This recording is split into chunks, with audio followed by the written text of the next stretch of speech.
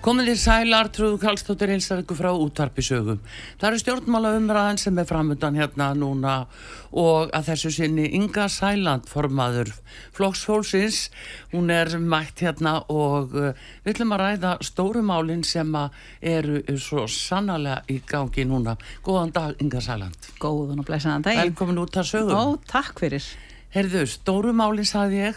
Það eru útlendingamálin, hælisleitendamálin og öll þau mál sem eru að koma upp núna, glæpir í sambandi við þetta vandragangur. Flokkur fólksins hefur látið þetta mál verulega til sín taka og ykkar sérstaða hefur kannski grundvallast nokkuð í því að þið vildu vísa brotamönnum strax úr landi ef að hælisleitendur gerðust brotlegir. Já, við bara komum strax núna daginn eftir eldhúsdaginn svo kallaða núna miðjan júní. Þá lagði ég fram breytingatillögu við útlendingalögin þegar þau voru til meðferðar fyrir þinginu. Og svo breytingatillaga hún í rauninni fól í sér nákvæmlega sem Guðrún Hafsteinsdóttir var búin að tala áður og eiginlega síðan í mars hefur hún verið að tala það að það þyrfti að grípa sterkari og fastar inn í rauninni þetta ófremdara ástand sem virtist ríkja hérna í landinu hvað lítur að einstaklingu með alþjóðlega vernd hér, stöðu flóttamanna hér sem að hafa gerst ítrekka brotlegir við íslensk lög og eru í rauninni samfélagin okkar hreinlega bara ógnvænlegir og ég kom með þessa breytingatillögu og færði hana í fangið ásamt þeim sem að þykjast í orði minnstakosti vilja grípa inn í málaflokkin og reyna að koma einhverjum skikk á hann. Og það skemmst frá því að segja að Guðrún Hafsteinsdóttir í broddi fylkingar felldi þessa breytingatillögu Flokks fólksins við útlendingalögin sem að bar það með sér og fól það í sér að allir þeir sem að hafa hlotið hér alþjóðlega vernd, sem sagt stöðu flóttamanna, að þeir séu ekki undanþegnir því að vera brottvísað af landinu ef þeir eru að gerast ítrekkaða brotlegir við lög. Við erum að sjá í rauninni þetta ófremdara ástand sem hefur skapast í þinginu þegar þú talar glæpastarfsemi. Við sjáum hvernig Sigurður Ingi og Framsóknarflokkurinn keyrir í gegn þetta leigubílafrumvarp. Afleiðingarnar eru vægast sagt skelfilegar og ég efast að nokkur faðir þingmaður hefði greitt í atkvæði ef hann mætti búast við því að hans dóttir yrði tekin af einhverjum óprútnum leigubílstjóra og mistind kynferðislega og raðnauðgað eins og við erum búin að fá ítrekkað upp á borð og eru ýmis mál núna í meðferð hjá lögreglunni hvað það varðar. Við erum að sjá fram á núna, þar maður Mohamed Kourani sem við þurftum að ráða hér, það er búið að ráða hér 4 auka fangaverði á Litla Hraun til þess að geta bara sinnt hans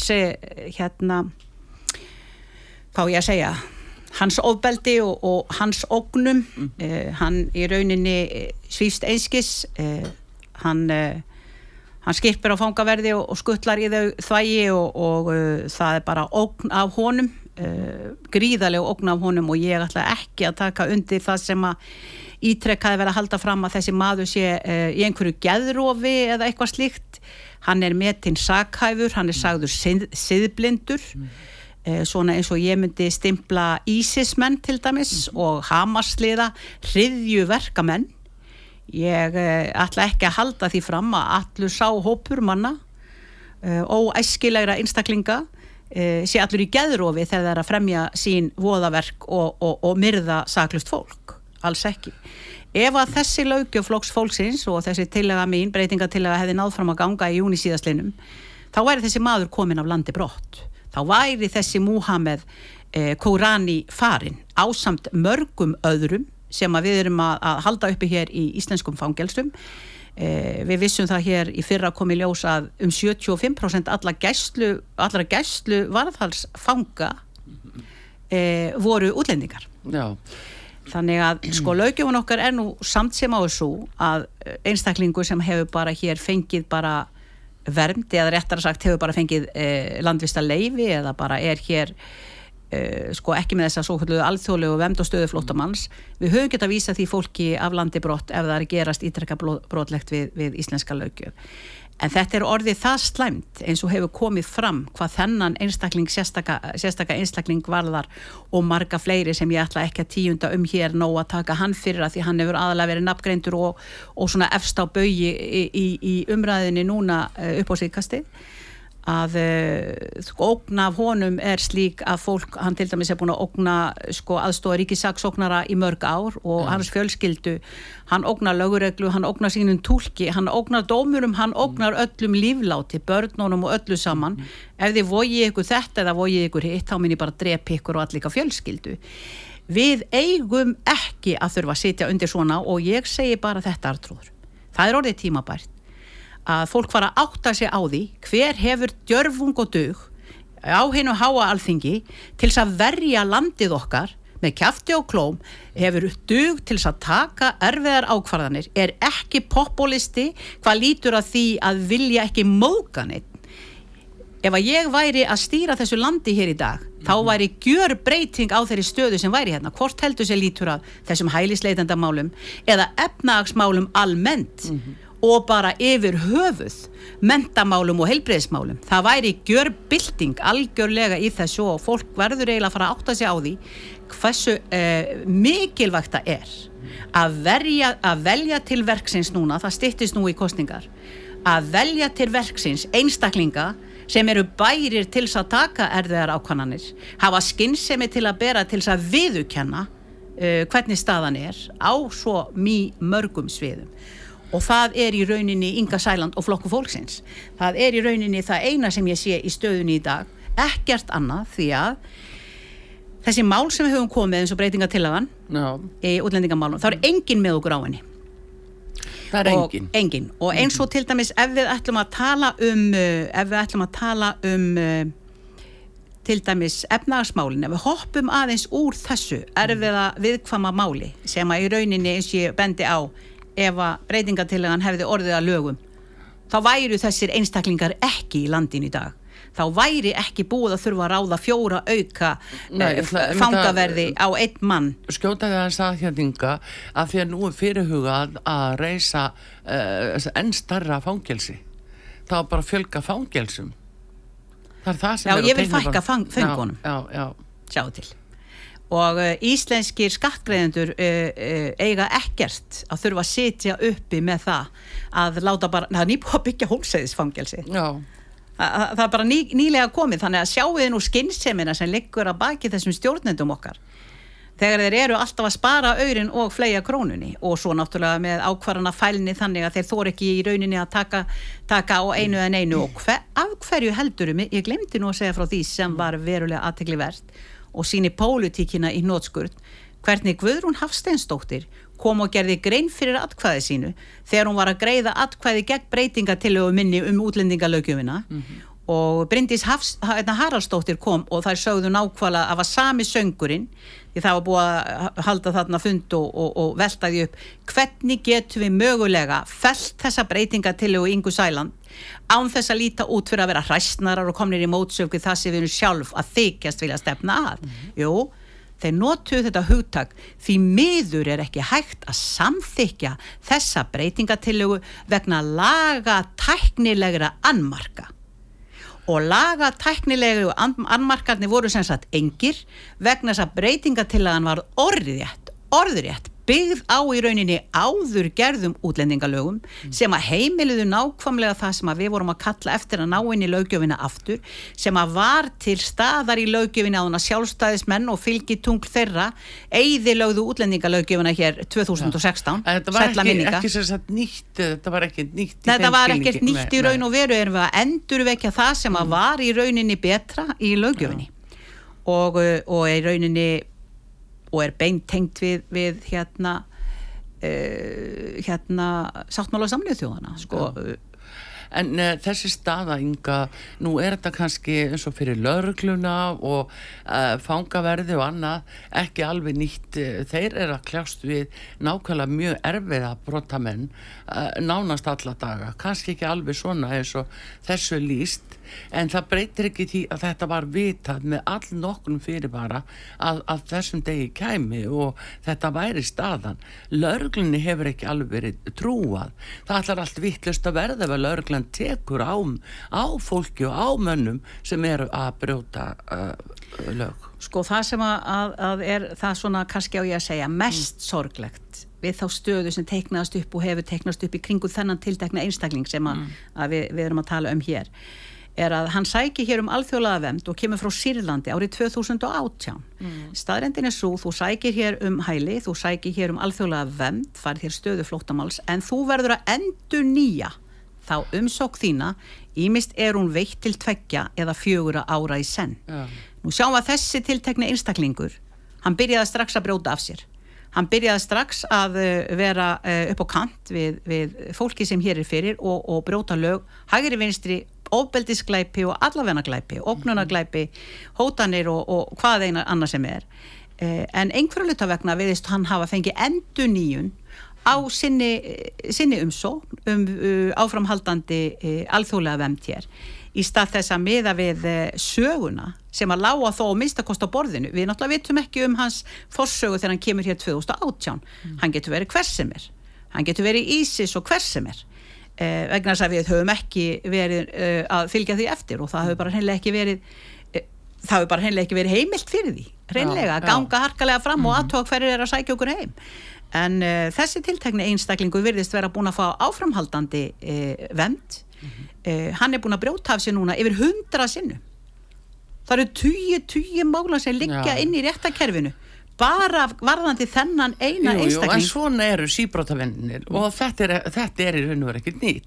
Þetta er búið að vera fyrirliggjandi árum saman. Síbrotaferill er svona og vandræðin við að bæði að meðhöndla það og koma því í réttan farveg er búin að liggja fyrir afskaplega lengi. En þingið hefur ekki nefnum með fáum undantekningum tekið á því eins og raun hefði þurft að gera. Við erum búin að koma með ítrekkaða breytingatillögur útlendingalöggjöfina og þessi er í rauninni svo mikilvægasta með við þá þróun sem er að eiga sér stað í dag, en við erum líka átt okkur á því að það eru þarna einhverjir fleiri einstaklingar inn á Litla-Hrauni sem eru stór hættulegi glæpamenn og er að halda öllu þar í hershöndum. Þetta er ekki svo sýn sem að við höfum mátt þekkja á síðustu áratugum og bara aldrei. Við erum að sjá hér gjörbreytt landslag á ofbeldis og hótanaglæpum og þessi tiltekni einstaklingur, hann er nú það siðblindur eins og geðlæknar voru búin að greina hann, sögðu bara hreinlega að hann væri sakhæfur en siðblindur og hann hótar dómurum. Hann hótar öllum sem eru inn í réttarsannlegu lífláti. Ef þið bara vogið ykkur að setja mig í steinin, þegar ég mun koma út, sko. Ég mun koma út og hvað á þá að gera? Núna liggur fyrir hugsalega 6 til 8 mánaða fangelsisdómur. Já. Nei, 6 til 8 ára fangelsisdómur. Hann mun sitja kannski helmingin. Hvað verður hann búin að afreka á þeim tíma? Og hver er kostnaðurinn fyrir Íslands samfélag að halda uppi svona svona stórglæpa glæpamenn. En láttu Inga, horfum þá einmitt bara til nágrannalanda, horfum til skandinavísku þjóðana, við hvað þær hafa verið að kljást á umliðnum árum. Það var allavega má tala það hér á Íslandi. Nei, það er svo falið og verið eiginlega ítt til hliðar þeirri umræðu. Þetta sé ekki rétt, þetta sé ekki satt og svo framvegis. En eins og í Svíþjóð, það skjóta er bara næsta mann eins og enginn sem morgundagurinn. Og þetta fær ekki það vægi eða finnst manni á Alþingi Íslendinga eins og að væri ástæða til miðað við það streymi fólk sem hingað kemur. Það eru allir svona rosalega smeykir við það að vera stimplaði rassistar eða með útlendingaandúð.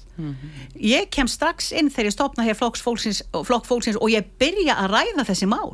Ég byrja að ræða alvarleikann í málaflokkunum þar sem að streymir hér inn fólk í massavís og við höfum ekki bolmagn og fjármagn til að halda þessu fólki uppi vegna þess að útlendingalöggjöfin var ekki undirbúin fyrir þetta. Þeir höfðu enga útlendingalöggjöf sem tók á svona miklum fjölda fólk sem að var jú að koma hér. Við skulum átta okkur á því að 95% öllu þessu fólki er fólk sem er að koma hér og leita að betra lífi og gæti auðgaði samfélagið okkar ómetanlega. eins og við sjáum þeir vilja gjarnan blanda saman einstaklingu sem að koma hér og vinna og eru hér farandverkamenn. Þetta kemur bara hælisleitenda kerfinu akkúrat ekkert við og við erum ekki að borga 25 miljardar króna á ári fyrir fólk sem er að vinna hér og borga sína skatta og skyldu til landsins, engan veginn, en innviðirnir voru ekki til staðar til að taka við þessum fjölda. Við vorum ekki með innviði hvorki fyrir menntun þessa fólks eða húsnæði eða nokkuð skapaða hlut annað. Við vorum innviðirnir okkar hér, í mólum þegar góða fólki rífur sig upp á dekk, breyta útlendingalöggjöfinni hérna 2016 með náttúrulega sjálfstæðisflokkin í fararbroddi og þetta er það sem við erum að uppskera. Þetta er komið upp á borði núna, þetta er komið í umræðuna, þetta verður í umræðunni og mér er alveg sama hvað Þorgerður Katrín og vinir hennar segja eða samfylkingafólk segir, þetta verður kosningamál. Já. Það er algjörlega hreina línur að útlendingamálin verða kosningamál og ekkert annað. Það er ekki öðruvísi vegna þess að það er ekki hægt að loka bara rétt fyrir kosningar á svona alvarleg mál sem að eiga sér stað. En manstu eftir verkuninni sem ég var að fá hérna? Manstu eftir Le Pen-stimplinu sem þið gáðu mér hérna á RÚV þegar ég var að koma í fyrsta skipti í beina útsendingu í sjónvarpsfréttir á RÚV? Algjörlega blautt á bakveirun, ekki pólitíkus fyrir 5 aura, ætlaði bara öllu hjarta útrýma fátækt, var engan veginn búin að átta mig á því að ég þyrfti að vita allt hvað eina og vera inn í öllum málaflokkum. Ég vissi hvað það var að glíma við fátækt, ég vissi hvað það var að heyra 9,1% barna sem liði mikinn skort og ég vildi bjarga því. En þá allt í henni sagt, þú ert nú bara bendluð hér við Le Pen og eitthvað svona, þannig að já, örugglega sagði ég örugglega alveg eins og hún og vissi ekki einu sinni hver hún var. Já, svolítið snið þegar menn að tala einmitt Le Pen og hennar flokk, það þessir þekki einmitt ekki hverju stefnaðar, en tala út. Já, hér vestar var ég skildi ekki verið í Frakklandi núna og læra af þess eins og Kristrún var að læra verkamannaflokknu sem að fekk ekki einu atkvæði meira. Hún ætti frekar að læra af íhaldsflokkinum hvernig ætti að koma í veg fyrir að bjóða algjört afhroði í kosningum, það væri kannski nær en þarna var ég stimpluð sko algjörlega reynda að þakka niður í mér, ég sagði, heyrðu, hér eru hérna, það var ungu maður sem fraus í hel niður í Laugardal í einu af þessum hjólusum sem þá fengi að vera eða tjöldum. Ég skrifaði færslu á fésbókið mitt algjörlega andvaralausi við því að hér væru sem sagt gestir að sækja okkur heim, allir væru þeir komnir í skjól og hefðu það næs á meðan að fólkið okkar, Íslendinga, var að frjósa í hel hérna niður í Laugardal í 18 stiga frosti og ofsaveðri. Með það var ég bara tekin og hengt til þeirri skitsaktir. Það var bara svoleiðis var ég mikill rasist og mikill viðbjóður og annars hefur ekki sést en sko. Ekki yngar það svolítið að dæma sig sjálf? Jú, núna. Allt þetta tal, þessar stimplanir og annað. Ég bara benda á að ég var þetta fyrir 8 árum síðan og ég bara benda á að hefði fólk haft vit á því að koma mér til valda, þá værum við ekki stödd þar sem við erum í dag. Nei. Engan veginn. En þetta hins vegar mikið áhyggjuefni hvert stefnir vegna þess að það alltaf stöðugt meira nú, til dæmis var að koma út úr samráðsgátt samþykkt á því hvernig þetta taka á hatursorðræðu, nú liggur það fyrir að nú aldeilis að fara í herferð, sennilega gegnum nýja mannréttindastofnun, nú eru eflaust notuð til þess að setja hálfa þjóðina á námskeið, að læra að tala upp og nýtt. Veistu það, þetta er bara humbúk. Já, humbúk, ég meina fólk er að meina þetta alvöru sko og þingið að gera þetta það við erum með þingmenn sem að tala fyrir þessu og þjóðin stendur bara og horfir á þetta auðvitað ekkert grín. Ég meina hvað ætlaðir að gera, svift okkur tjáningafrelsi, svift okkur málfrelsi, tjáningafrelsi. Hvað sýnist þér? Að það ekki ætlast til þess að hvorki þú né aðrir sé að gaggrina það hvort að menn brjóti hér og bramli og ef þeir eru hælisleitendur þá þeir bara með þessa stöðu. Þeir verða þá aldrei sem fara að byggja fleiri fangelsi og fara að búa til klefa fyrir mig og mína líka og þig Artrúður, ég meina. En við viljum þó allavega hafa glugga, er það ekki, ég minna. Já, við verðum þá hlið við hlið. Já, við gerum það og sendum út beint þaðan og eigum bara til að finna nafn þá á nýja verelsi. Já, en þetta bara alvarlegt mál. Já, ángrís. En ég tel að þetta nái sennilega aldrei fram að ganga. Þannig að þessi draumur Katrínar Jakobsdóttur, fyrrverandi forsætisráðherra, það að koma á þessari námskeiðum hatursorðana slíkt verða veruleika. Það var að koma út úr samráðsgátt núna, alveg tilbúið og ég veit ekki betur hver við að halda áfram að fylgja eftir hennar hugarórum, hún farin sko. Já, en það náttúrulega fingraförin eru hér út allt og inn í löggjöfinu líka hinga, það fer ekki á milli mála. Sjáðu núna hvað kemur einmitt frá félagsmálaráðherra, formanni Vinstri grænna, að hann talar til máli að nú þurfi að taka á og hann ætlar að koma með frumvarp í haust hann boðar það þurfa að hvernig talað útlendinga hann ætlar að breyta því það ekkit annað en að það vera að fara sko, Vinstri grænir eru búin að vera dragbítur á það að við séum og höfum átt möguleika á því að breyta þessari útlendingalöggjöf að einhverju viti í 7 ár. En ég nú að vonast til þess að þeir verði horfnir að þingi þegar næst við komum saman. Mér sýnist nú stefna í það. Þannig að þá þeir miskost ekki hægt að kenna þeim það að við getum ekki fylgt eftir því að koma einhverju skikki á útlendingamálin sem og mörg önnur mál. Því að það er bara einn partur af prógramminu eins og það stendur hvernig alvarleikin snýra samfélaginu hvað lítur af þeim málaflokki. Já. En þetta er allavega svona, fólki inn á þingi og tala þessu máli, það bara þannig og með því að stendur og fellur þjóðin eins og staðinni núna. En varðandi þessi málinga svona almennt að sýnist ekkert vera hægt að gera annað en að bíða þá núna eftir að þing komi saman í haust, það sé ekkert hægt að bregðast við þessu ástandi sem nú var að koma gríðarlega stórt fíkniefnamál upp 18 manns teknir í kókaínmáli alveg óbóðslegu og það skipulögð glæpastarfsemi. Veistu það, lögreglan hún hefur ítrekað komið fram bæði fyrir fram óskað eftir samtölum bæði við ráðherra og hefur í gegnum tíðina voru fulltrúar frá lögreglu sem komið fyrir þingflokka og þeir hafa komið fram með skýrslur sem þeir hafa látið vinna hina ýmsu verkefni í samfélaginu sem lítur að þeirra verkum þar á meðal skipulagða glæpastarfsemi. Sú skýrsla sem ég man fyrst eftir að hafa verið kynnt mér var held ég 2018 þegar ég nýkomin inn á þing og þá voru þeir með kortlaða 9 skipulagða glæpahópa á landinu og þeir höfðu ekki bolmagn eða burði til þess að vaða í það og uppræta það, þannig að núna hefur þeim bara vaxið fiskur hrygg þessum glæpalýð og það fjölgar bara undir heima hópunum hér og lögreglan að berjast eins og hún getur, hún ofáliðu með hvað þeir eru að fá opbúslega stór eins og þú bendir á þetta stóra fíkniefnamál annars vegar, svo bendum við líka á þess að skipulagða glæpastarfsemi hvað lítur að þessum manni þarna Vokon og öllum þessum vietnamsku mansalinu og peningaþvættinu og öllu þessu og hann var nú það kræfur að þegar hann losnaði úr gæsluvarðaldinu þá byrjaði hann á því að fara inn á veitingastaðinn þar sem að fólki sem hann hafði hneppt hér í mansal var að vinna á eðlilegan hátt en ekki undir hans ægivaldi. Hann byrjaði á því að brosa til þeirra þar til að sýna þeim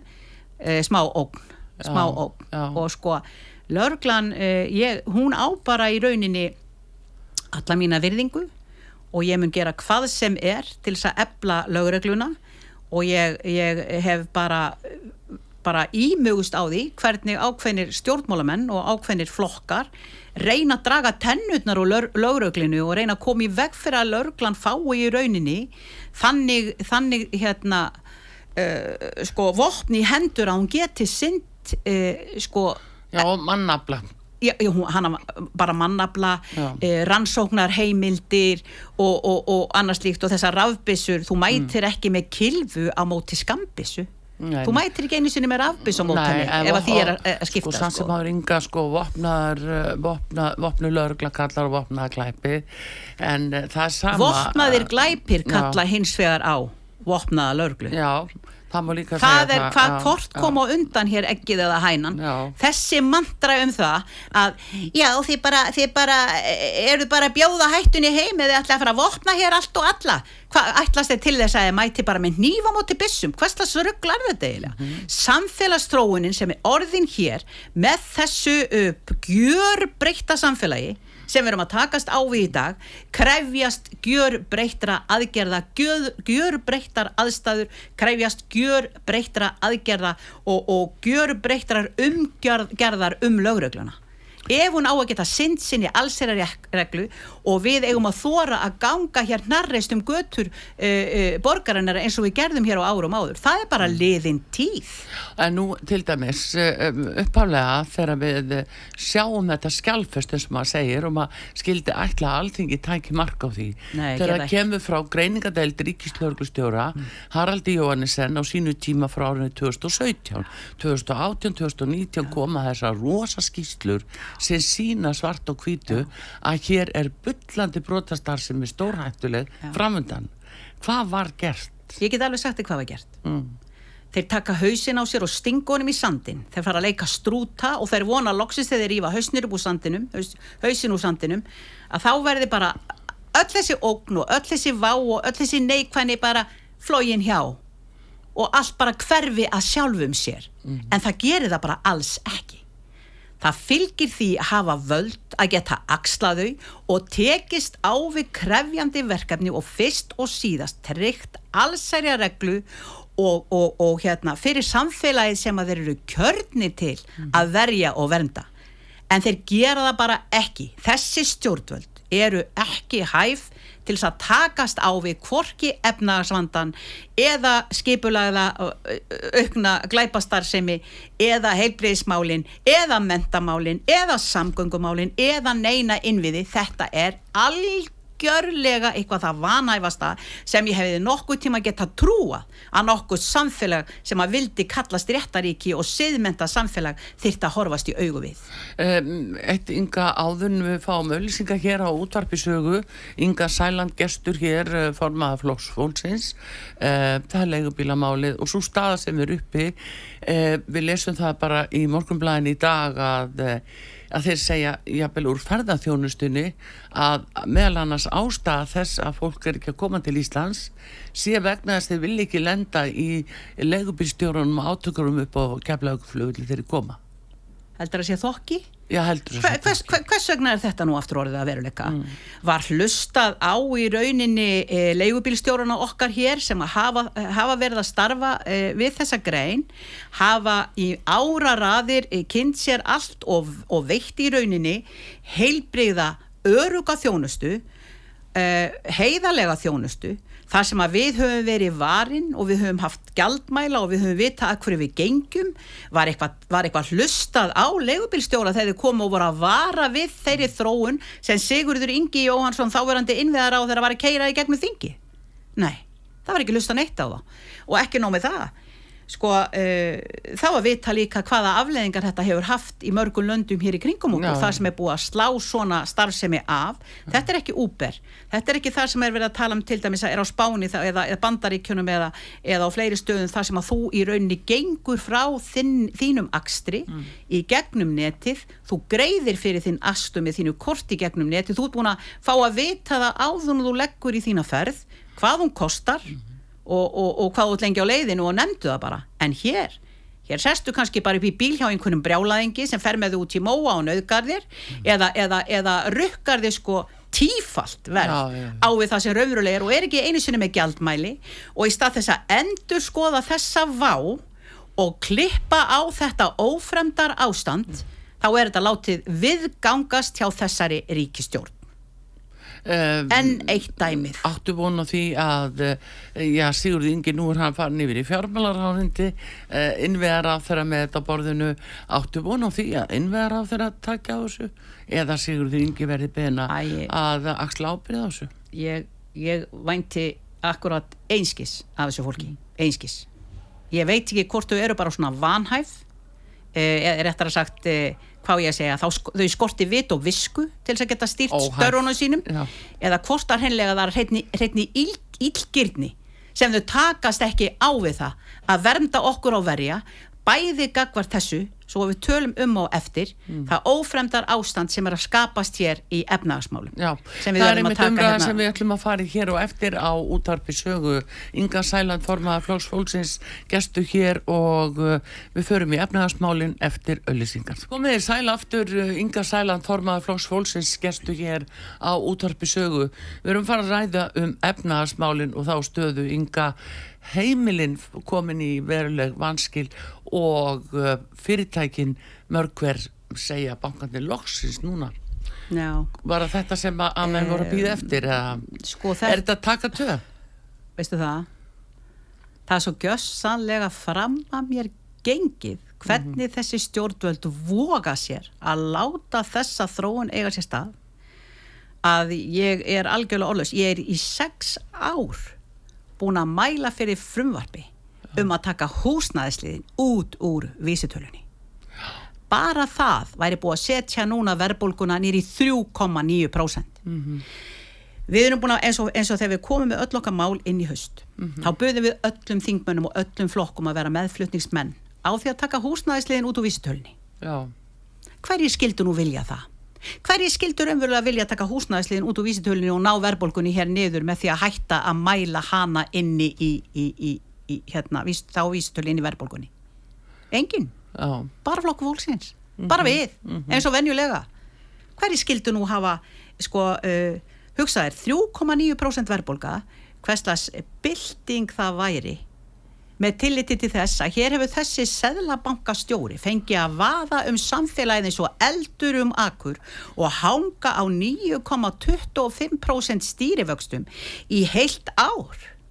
Já. Í heilt ár og samt verðbólgan komið núna niður í 5,8% með þessum svo kallaða húsnæðislið. Já. Og ég er að borga til dæmis 11,38% hjá Arion banka í íbúðalánin mitt sko. Já. Þannig að ég er að velta fyrir mér hvaða fæða það sem þetta fólk að neita ef það leyfir þess að þróast þannig að núna loksins þeir að viðkenna já, skuldir heimilana hafa vaxið gríðarlega frá áramótum, skuldir fyrirtækjana, allir sem eru skuldsettir eru gjörsamlega í vanskilum meira og minna, mislengi, mismikið, miserfitt og mismikla líkur á því að þeir sé að missa algjörlega heimili sín eða fyrirtæki sitt. Nú, ungt fólk sem var að kaupa sína fyrstu eign fyrir ekki alls löngu. Það umvöldum að selja. Nei, jafnvel núna sko. Jafnvel núna og gerðu sér ekki grein fyrir að þetta yrði svona langvarandi, viðvarandi ástand. Þetta er langvarandi, viðvarandi fjármagnsflutningar frá heimilum og ungu fólkinu og fyrirtækjunum til bankana. Inga, þetta eru fjármagnsflutningar. Þetta eru fjármagnsflutningar. Það sem er. Já.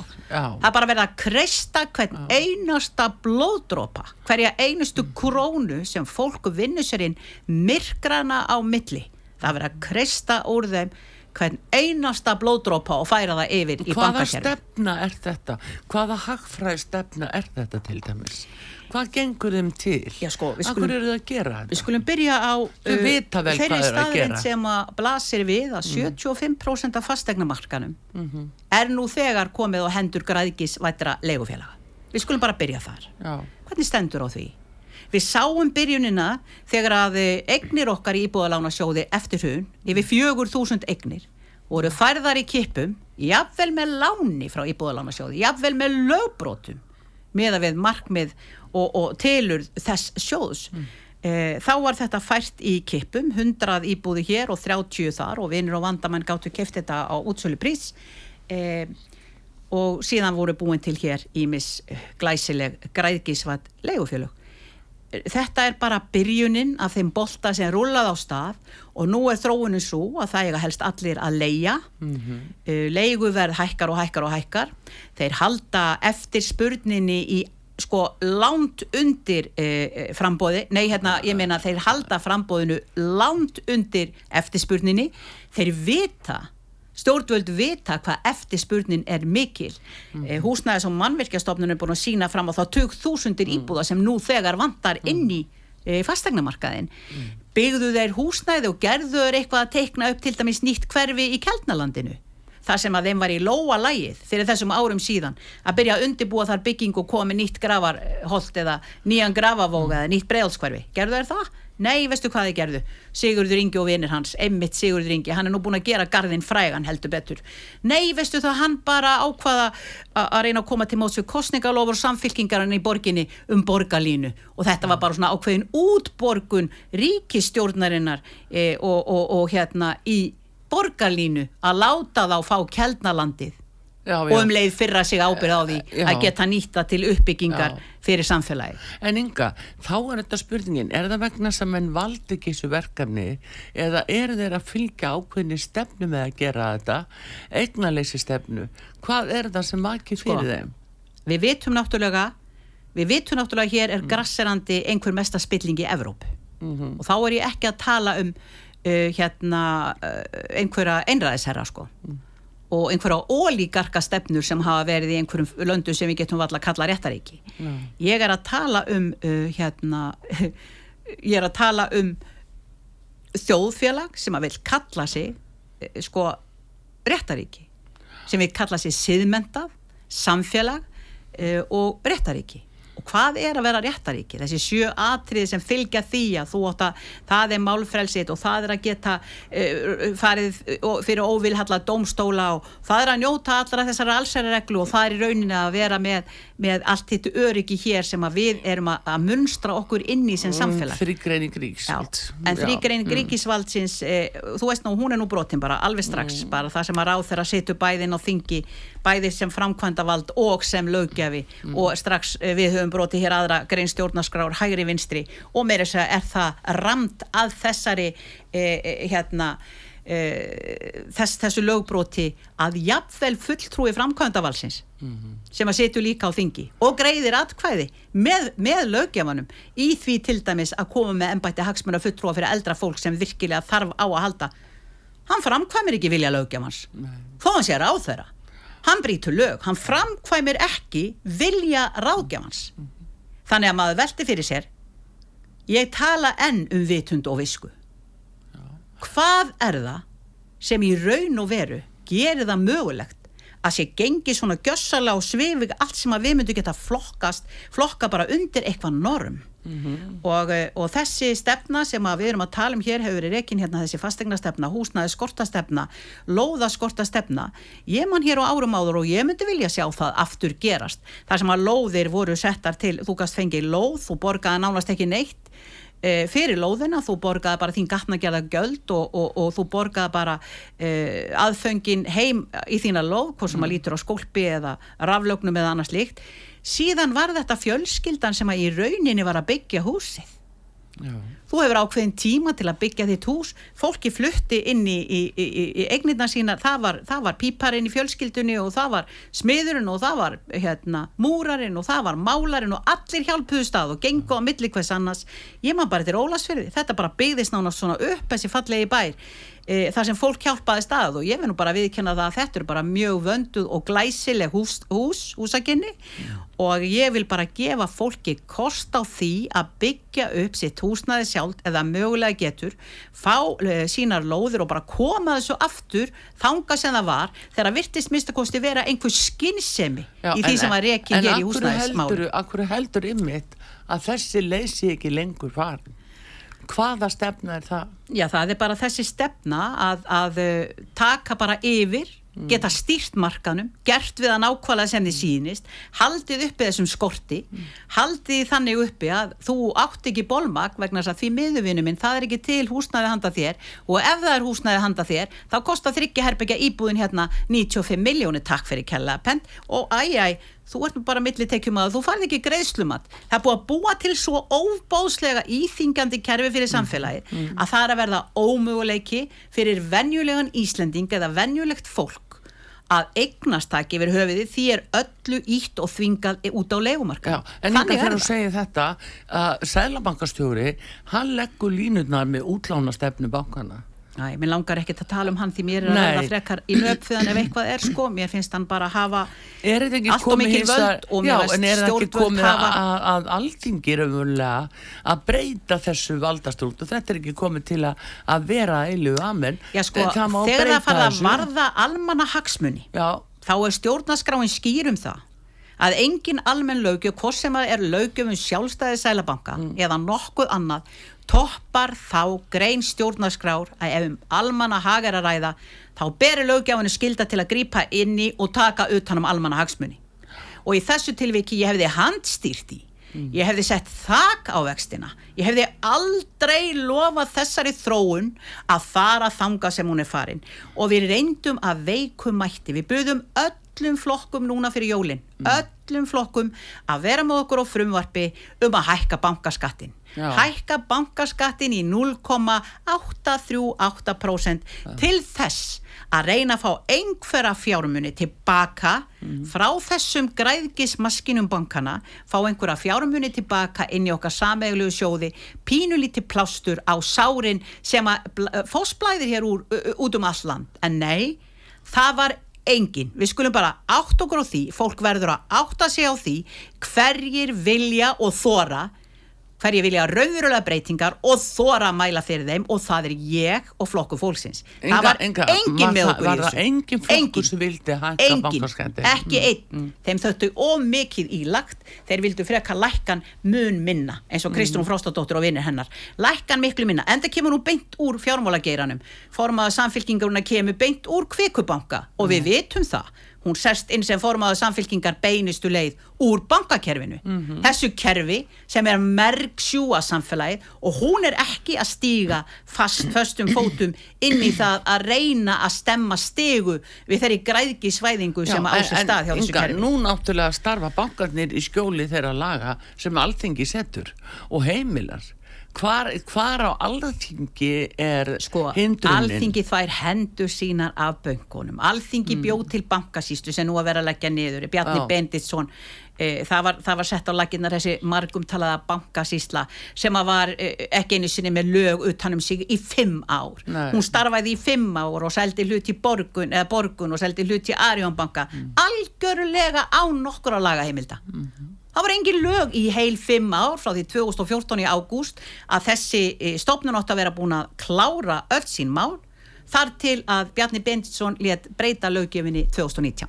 Þegar ég var búin að skrifa greinar og röfla og rífast og skammast yfir því að þessi bankasýsla vina hans og vandamanna sem hann setti náttúrulega í æðstu stjórnun inn í þessa bankasýslu og lætu líta út fyrir að það sé bankasýsla sem að stinga upp á því að selja að gera eitt og þetta.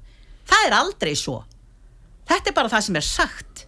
Raunveruleikinn sá að fjármálaráðherra segja, hei, nú þurfum við að koma með einhverja hugmyndafræði. Ég vil fara að koma þessu hérna til vina minn og vandamanna, sko. Nú þurfum við að fara að því að það að græða svo mikið hérna Íslandsbanki að græða svo ógeðslega mikið að ég vil endilega einkavæðan og koma gulleggjunum út til vina minn og vandamann og þeirra sem eingöngu hafa efni á að fjárfesta í banka. Það búið að vera að lækka verðið á Íslandsbanka. Já, fyrir verðið í rauninni, já, 20%. Til þess að geta í rauninni keypt á undirverði og selt svo nokkrum vikum seinna á yfirverði. Ég var með frávísunartillögu á söluna á afgangnum í Íslandsbanka. Það var engin þar.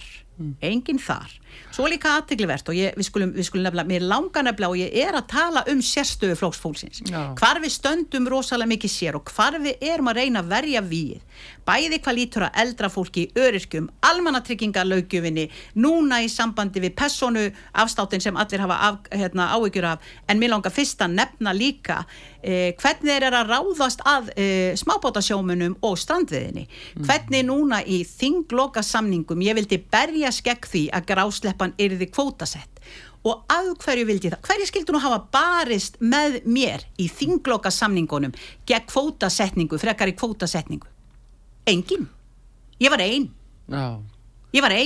Og svo vitum við það að Samfylking og Viðreisn og Miðflokkur og allir hinir flokkarnir nema Píratar vilja óbreytt og þeir eru reyndar ekki á móti þessu kvótakerfi eins og það í dag.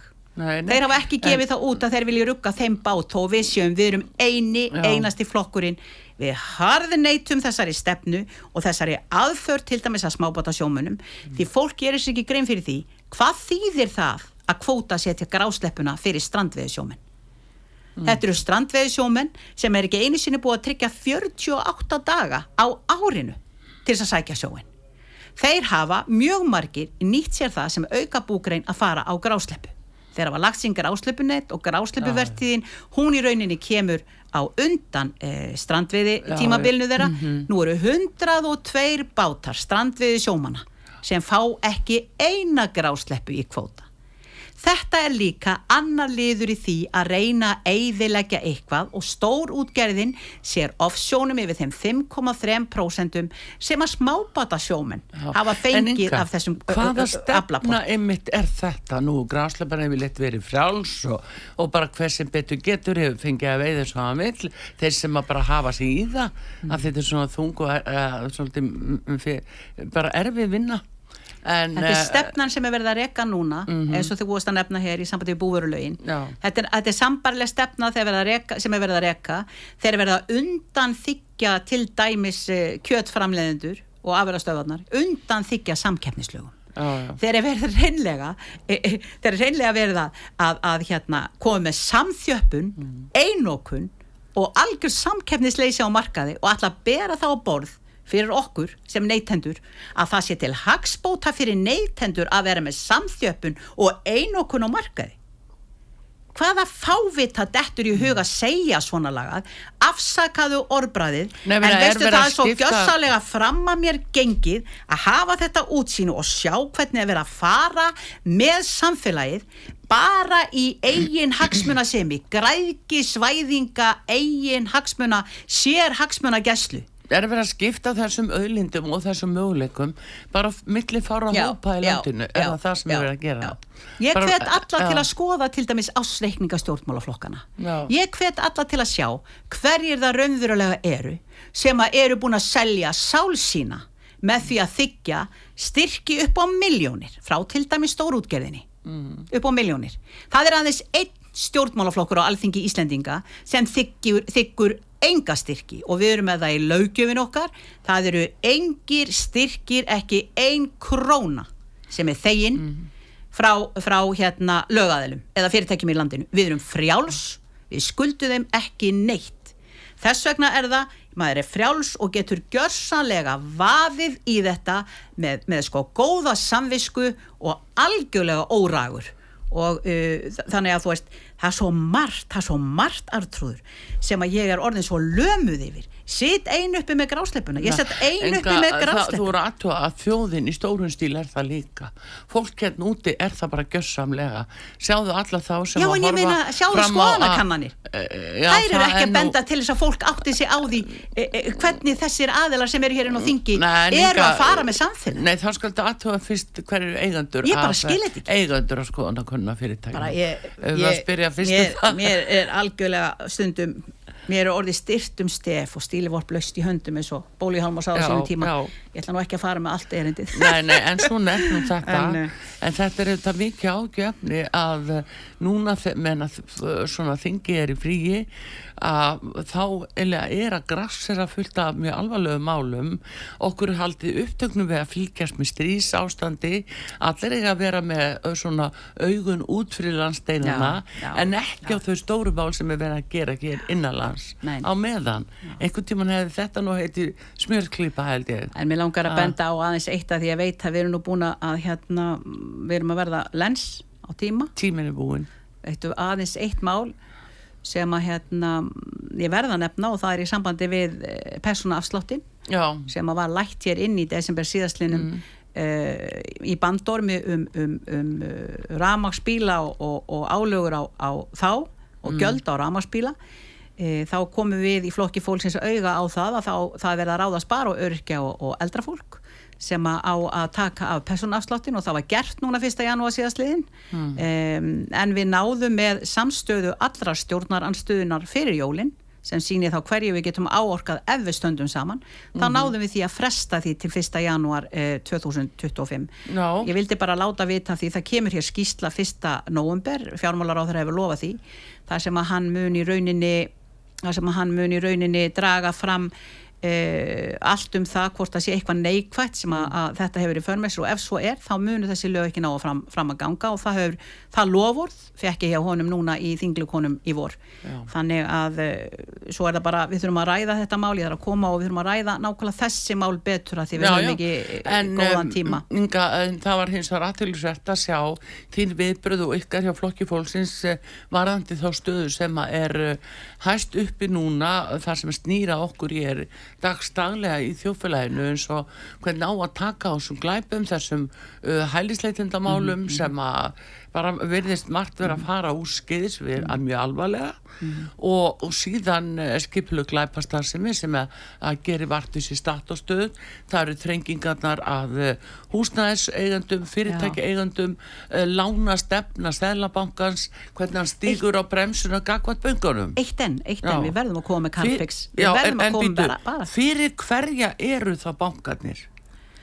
Þeir eru ekki fyrir almenningi. Nei, þeir eru bara til þess að græða og græða meira. Þeir eru ekki, þú veist, við vildum fá samfélagsbanka, við viljum fá Sparbanken eins og í Þýskalandi, við viljum fá slíkan banka inn sem í rauninni ekki fjárfestingabanki, heldur viðskiptabanki. Fyrir okkur, fólki í landinu ekki svona ógeðslega mikið hagnaðadrifin og græðgisdrifin, en að lokum vildi ég nefna þetta sem núna mjög svo ofarlega á baugi og það með Carfix og þessa niðurdælingu á koldíoxíð sem að við vitum ekki hversu mengað frá þessum jafnu verksmiðum og álverksmiðum en við vitum að fyrirtækin að greiða og fara í milljarðatuga kostnað til þess að koma þessum efnum hingað og dæla þeim niður í okkar jarðskorpu í stað þess að dæla þeim niður heimi á sér.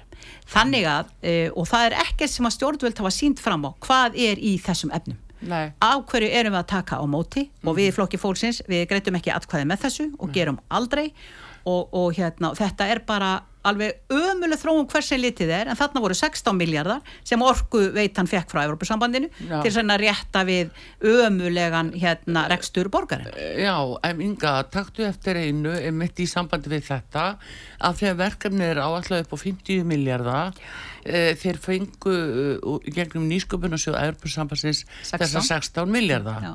Síðan við að leita innlendum fjárfestum og viltu ekki fara að heimsækja lífeyrissjóðina áður en lengra verður lífeyrissjóðinu kaupa nú bara í svona bláa lóninu og einhverju þegar eldgos og þeir fara og kaupa bara og eyða peningunum okkar í einhver fyrirtæki sem hugsalega að fara að lenda undir hrauni kannski seinna, hver veit þetta nú í hrauni líka. Já, þetta nú í hrauni líka en jú, ég yrði alls ekki hissa það ekkert sem kemur það eru bara varnamerki alls þar líka út af þessari fjármögnun því að framlag þeirra virðist ekki vera mikið ef nokkuð þannig að hugmyndafræðin þeirra en síðan það nýsköpunarsjóður og síðan aðri sjóðir sem eða fjárfestingaaðilar sem að hoppa á þetta. Guðmundur Ingi Kristinsson okkar maður var að forma Flokks fólksins, hann hefur búin að hrópa þetta núna í meira en 2 ár.